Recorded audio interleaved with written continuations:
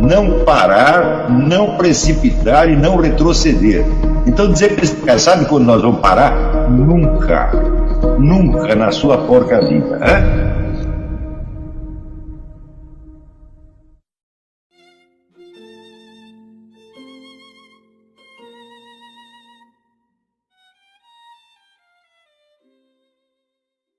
Essa cura de percepção poderia se dar pelo eu substancial? Como é? A cura dessa percepção, dessa falha de percepção, poderia se dar pelo eu substancial? Não, ela subentende a presença do eu substancial. E subentende também a consciência desse eu substancial, que pode, vamos dizer, restaurar o senso de continuidade quando ela se perdeu, quando ela não está mais presente na memória, não está presente nas representações simbólicas nem nada.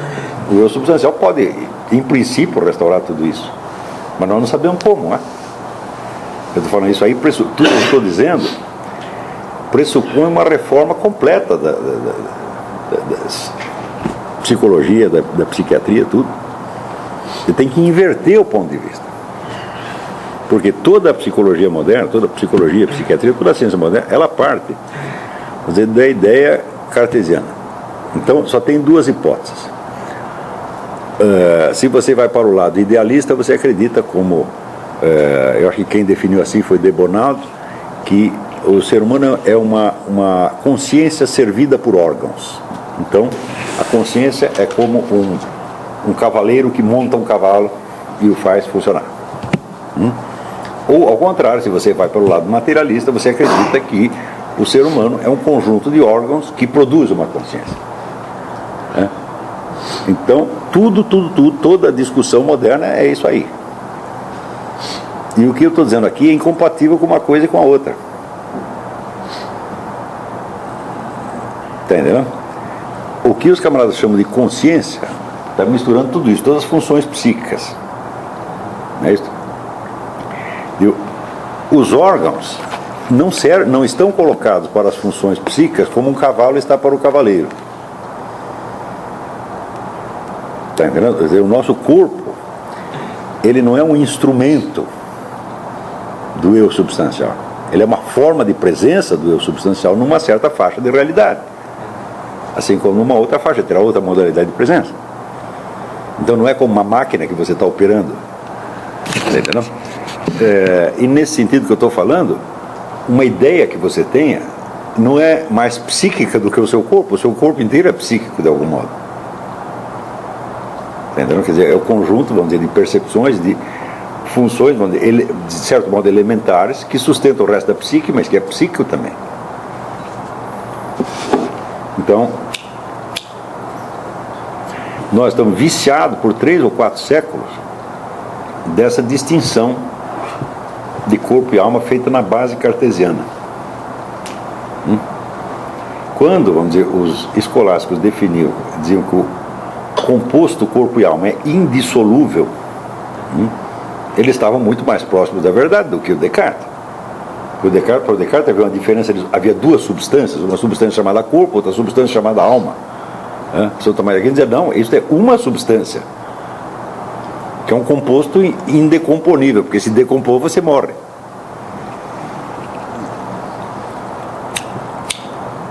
O substancial é anterior e inato ao próprio corpo. Sem dúvida, sem dúvida. Ele é a esseidade, portanto é a sua forma eterna. Mas enquanto você existe apenas como forma, você existe como uma possibilidade. Essa possibilidade como tal é distinta de outras possibilidades. Então, como diz, já é uma pessoa humana, mas essa pessoa ainda não existe. Se ela existir, ela terá todas essas diferenças em relação a todas as outras. Está entendendo? Então, a sua individualidade não é afetada pela existência ou inexistência. Tá certo? O sentido cristão seria um sopro divino, então, de consciência? Não necessariamente. É uma imagem, isso é uma imagem, não um conceito. Né? Que na Bíblia aparece como um sopro, né? Mas, vamos dizer, isso é um símbolo. Um símbolo pode querer dizer milhões de coisas diferentes, né?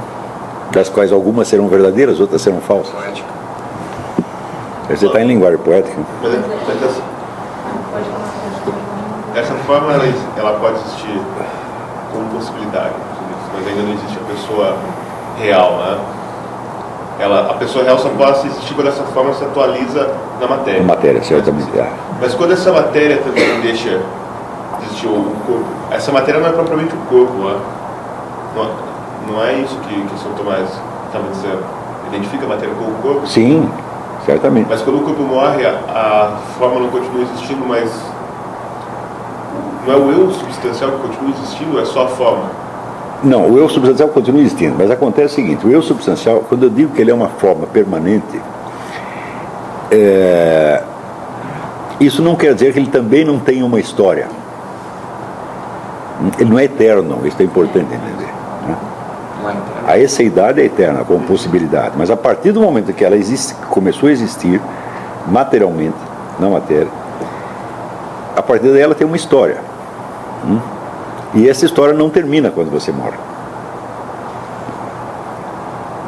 Ou seja, você não vai viver na eternidade. Isso é importante. Você vai viver numa forma específica de temporalidade que se chama imortalidade. Então a imortalidade não é eternidade no sentido de que eternidade é aquilo que não teve começo nem fim. A imortalidade é aquilo que teve começo, mas não terá fim. Então a sua forma de existência jamais será a de Deus. Você nunca vai ser o Brahman. Não então, pode tirar o cavalo da chuva, se você quer. Certo. A alma imortal, depois da morte do corpo, ela carrega ainda certas características da matéria que foram informadas. Sim, porque ela é o eu substancial é o autor de todos os seus atos. Tudo vem dele. Tudo. Mesmo aquilo que parece vir de fora. Entendeu? Então, vamos dizer, é a sua vida como um todo. E isso não se desfaz quando você morre. Quer dizer, a persistência da memória pessoal após a morte mostra que a forma de existência do eu substancial depois da morte não é a mesma forma da existência de Deus. E também não é a mesma forma da esseidade como mera possibilidade, claro, é outra coisa. Aí tem uma mutação, essa mutação se opera durante a nossa vida e por isso mesmo a vida é importante. A vida é uma transição entre duas perenidades, não vou dizer duas eternidades, a perenidade da esseidade, que é você, a sua existência, a sua pré-existência como possibilidade distinta, desde antes do começo do mundo. Ele é capaz de agir. Não pode agir. Claro, capaz de agir. Você existe apenas como possibilidade.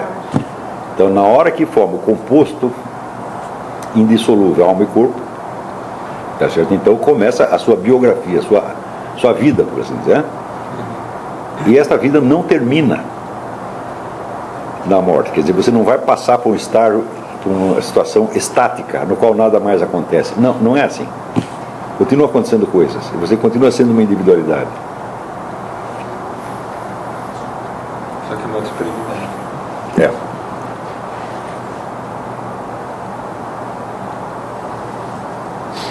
Professor, uma coisa que ficou clara ainda para mim, como encaixar o conceito de consciente, né, da psicanálise nesse esquema? O inconsciente é simplesmente uma parte da mente, uma parte desses três aqui. Quer dizer, isso, tomando o inconsciente não só no sentido que Freud dá, mas todos os inúmeros inconscientes que existem, porque todos eles existem, né? Se você pegar, você tem um inconsciente freudiano, fala, claro que tem. Você tem um inconsciente do junguiano, cheio de arquétipos do inconsciente coletivo, tem. Você tem o inconsciente do Adler, que é a vontade de potência, tem. Você tem todos os inconscientes possíveis, são os aspectos da sua mente. Só que o seguinte, nenhum deles tem a função decisória, substancial que essas psicanálises dão. Quer dizer, cada um desses camaradas descobriu mais um pedacinho da mente e ele acha que aquele pedaço é o mais importante. Aquilo é a substância e o resto é a aparência. Está enganado, tudo isso são aparências. Aí você vê como a mente é um negócio enormemente variado, né? Você pode encará-la desde todo esse aspecto e você vai sempre encontrar alguma coisa. Mas nada disso vai te dar uma resposta definitiva sobre o que é o ser humano. O ser humano é o eu substancial. E o eu substancial, ele não tem explicação. Isso é muito importante. Se ele tivesse uma explicação, ele seria uma aparência de outra coisa. Eu digo, não, ele é uma substância que, como possibilidade, existe eternamente e que depois desta passagem para essa vida continua existindo. Mas ainda nós vamos ver no final do curso, vamos ver que o conjunto, o sistema das almas imortais é a verdadeira estrutura do universo. O resto, incluindo o universo físico, a história inteira, são apenas aspectos disso aí.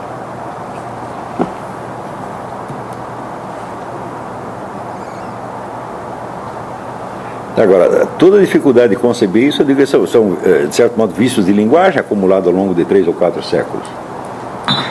Até quando ele fala... Veja, vocês não podem esquecer que o ensino, porque muito o que eu estou falando é tirado da doutrina cristã, evidentemente, o ensino da doutrina cristã teve um hiato de 2 séculos, pelo menos, durante os séculos 18 e 19. Se você pegar na Europa, praticamente todos os seminários, durante o século XIX inteiro, e o século XVIII parte dele, né, eles usavam como base da doutrina cristã a doutrina de Descartes e outros. Quer dizer, foram para longe. Então daí toda esse dualismo cartesiano de corpo, alma e corpo tal, se impregnou na doutrina cristã. Os caras foram para longe. Claro, depois veio Leão XIII com Eterna e Pátria, mandando todo mundo ler Santo Tomás de Aquino, a coisa melhorou. Melhorou, mas não resolveu. Ainda falta muita coisa, ainda tem muito serviço para fazer. Mas é claro que é melhor você se basear em São Tomás de Aquino do que René Descartes, né? São Tomás de Aquino sabia somar 2 mais 2, pô. Descartes às vezes mostra que não sabia. São Tomás de Aquino, quando dizia as coisas, ele dizia porque era aquilo que ele realmente pensava, aquilo que ele estava percebendo. Agora, Descartes tem um monte de disfarce, camuflagem. Você nunca sabe quando o cara está falando a sério, quando está querendo enganar os outros. Mas, vamos dizer, a ignorância da filosofia escolástica durante o século XVIII e XIX teve consequências que se propagam até hoje. E não eram caras assim, que eram conscientemente heréticos ou quisessem falsificar. Não, eles simplesmente não sabiam que aquilo existia. E eu estou falando nos seminários, não é nas faculdades leigas, não, nos seminários. Então, vamos dizer, o processo de consertar tudo isso, que começa com Leão XIII, ainda continua. Se não fosse isso, se não fosse essa imensa falsificação da doutrina cristã no século XVIII e XIX, uma coisa como teologia da libertação jamais seria possível. Se você vai parar tão longe, a ponto que fala, expressa como doutrina cristã, que é exatamente o contrário dela. E as pessoas aceitam.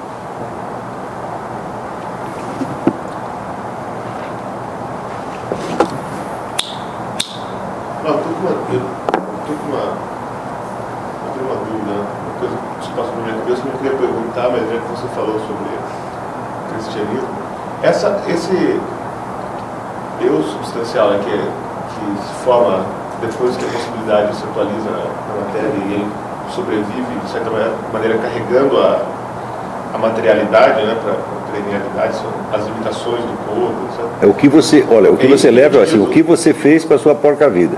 Então, isso tem relação com o que a gente fala, né, quando crê na ressurreição da carne? Sim. É isso que a doutrina cristã fala. Não, a ressurreição da carne é depois, né? A ressurreição da carne é uma coisa que se dá para toda a humanidade depois do juízo final. E eu não estou falando disso, estou falando apenas do estado logo depois da morte. Que não necessariamente é o juízo final. Não é o juízo final.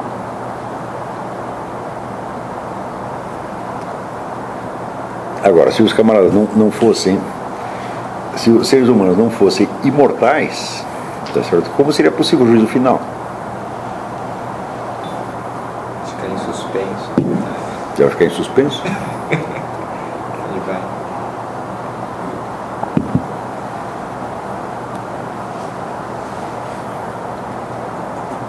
Então, a providência seguinte que é preciso tomar é se habituar à recordação do eu substancial. Como é que você faz isso? Você recorda coisas que se passaram em outras épocas, coisas que você fez, coisas que você pensou, coisas que você viu, né? E lembra, era eu. Era o mesmo eu que está aqui agora. Não é fácil? Só que a gente nunca lembra de fazer isso, porque é tão óbvio. Estou me lembrando de uma amiga que ela fez uma vez uma terapia biográfica do pessoal lá da antroposofia, do Stein, e de vez em quando ela me contava alguma coisa. Era um esforço de levantar os ciclos de 7 anos da vida dela desde lá do comecinho. Esse é um exercício Pode ser, pode funcionar. Tem milhares dessas técnicas aí, todas elas são úteis de algum modo. O problema é que o sujeito começa te dando uma técnica boa e depois tira conclusões absolutamente estapafúrdias. Nem sei que conclusão tirou. O problema não está nas técnicas, está nas doutrinas, né? O Rudolf Stein fala em corpo, alma e espírito. Bom, isso aí é o seguinte. Essa é uma tradição gnóstica, né?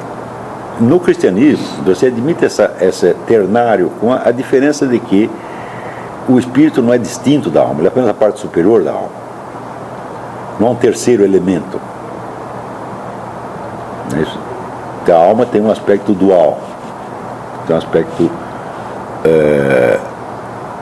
por assim dizer, animal, biológico, e tem um aspecto espiritual. Então, de fato, são 3 componentes, mas não 3 componentes distintos substancialmente.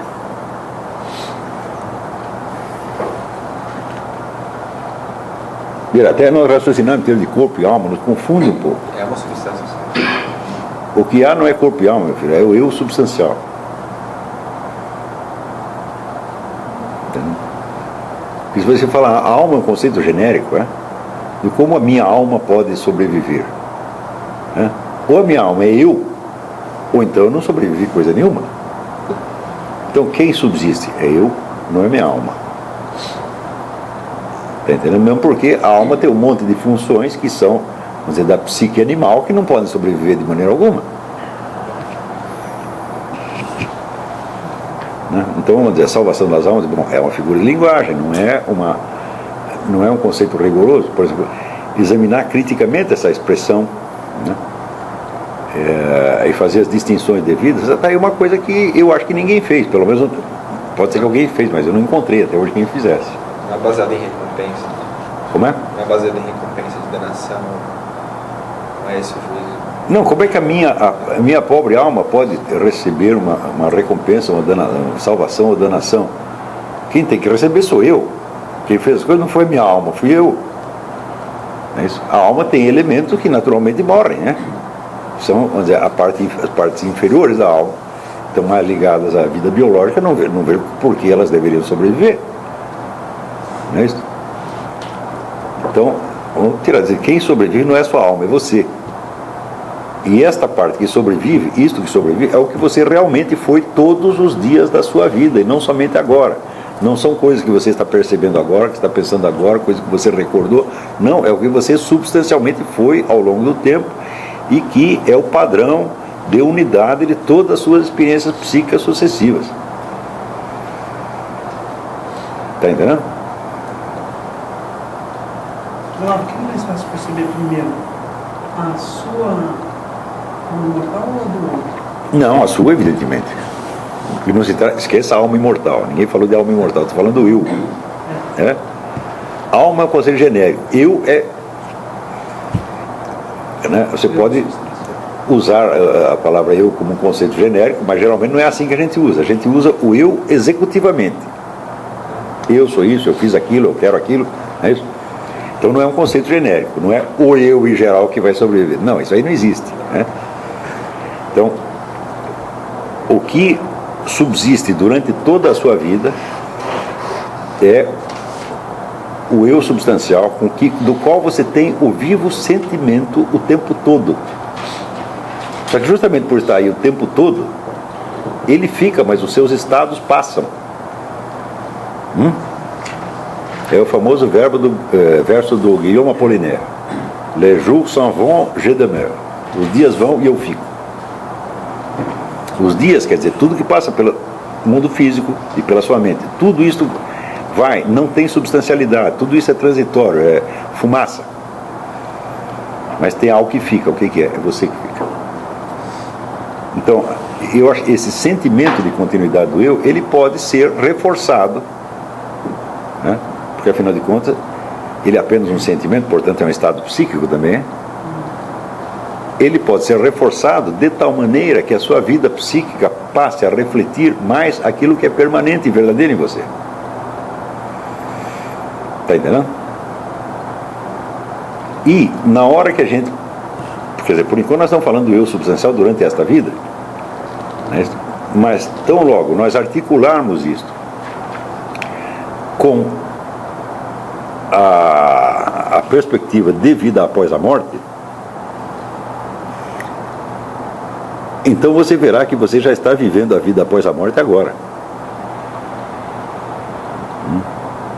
Ou seja, é a parte da sua biografia que transcorre perante a eternidade. Está entendendo? Quer dizer, o eu substancial, ele tem uma parte dele que está aqui operando a sua psique neste mundo, tá certo?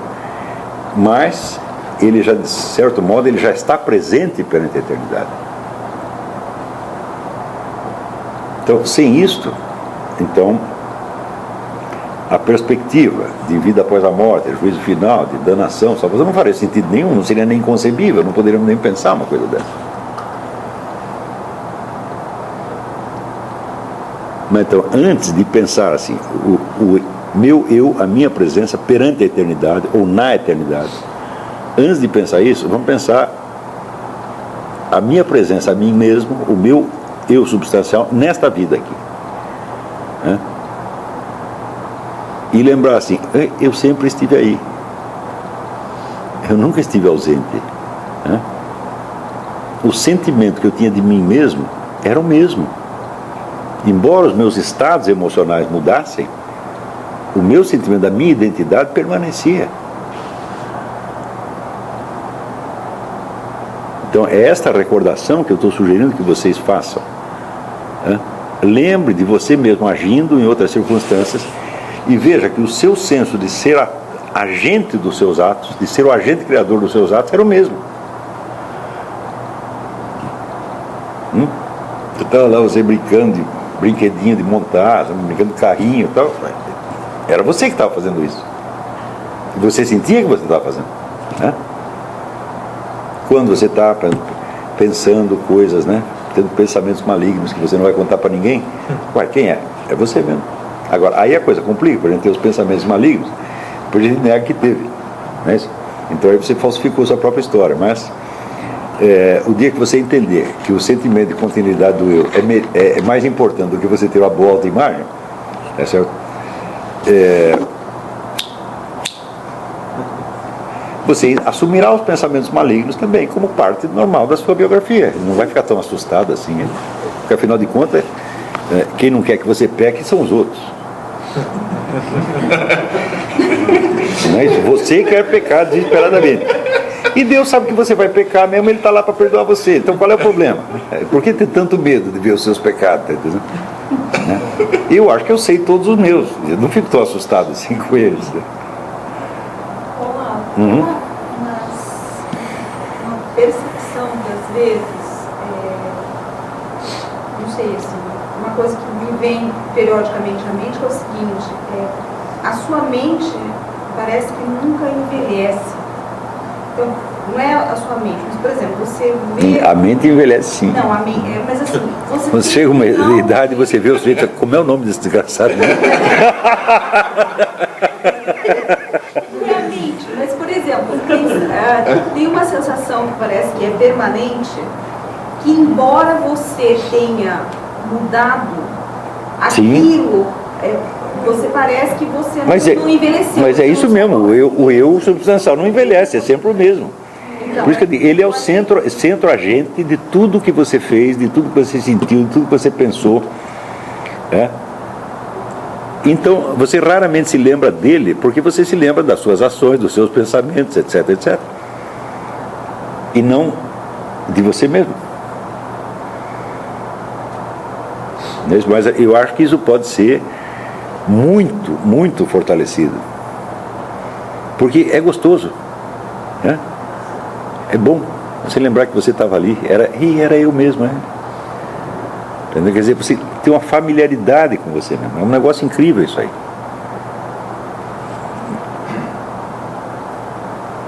Agora, para isso precisa tirar, vamos dizer, os obstáculos que nós temos ao conhecimento da nossa própria mente, né? Por exemplo, o medo de que no seu inconsciente haja dragões escondidos que vão te comer a hora que você abrir a caixa preta. Quer dizer que manda vir o dragão. É tudo meu mesmo, pô. Não tenha medo dos seus pensamentos malignos, da sua maldade, nada, é tudo, é você mesmo. Está tudo ali. Quer dizer, o eu substancial ele tem todo esse imenso repertório. Se não tivesse toda a possibilidade dele fazer o mal, ele seria um bichinho apenas, ele não teria responsabilidade alguma. Então, vou dizer, todos esses capetas, essa coisa, tudo seu, pô. Né? E, na verdade, o mundo psíquico inteiro, na hora que você começa a cultivar esse sentimento do eu substancial conscientemente, os seus elementos psíquicos todos, eles perdem muita importância. Pouco importa o que eu penso, né? Também, por exemplo, o processo de aprendizado, né? Como vou guardar as coisas na memória? Para que guardar as coisas na memória? Deixa ir embora, quando precisar volta. Entendeu? Eu lembro quando eu trabalhava com o Samuel Weiner, que era um jornalista velho, um personagem histórico, né? Então chegava uma pessoa na porta e ele dizia: como vai? Quanto tempo? Daí batia assim: depressa, me diz quem é, me diz quem é.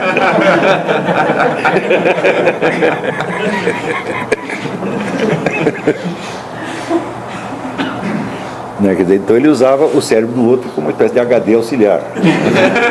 Funciona também. É o pendrive.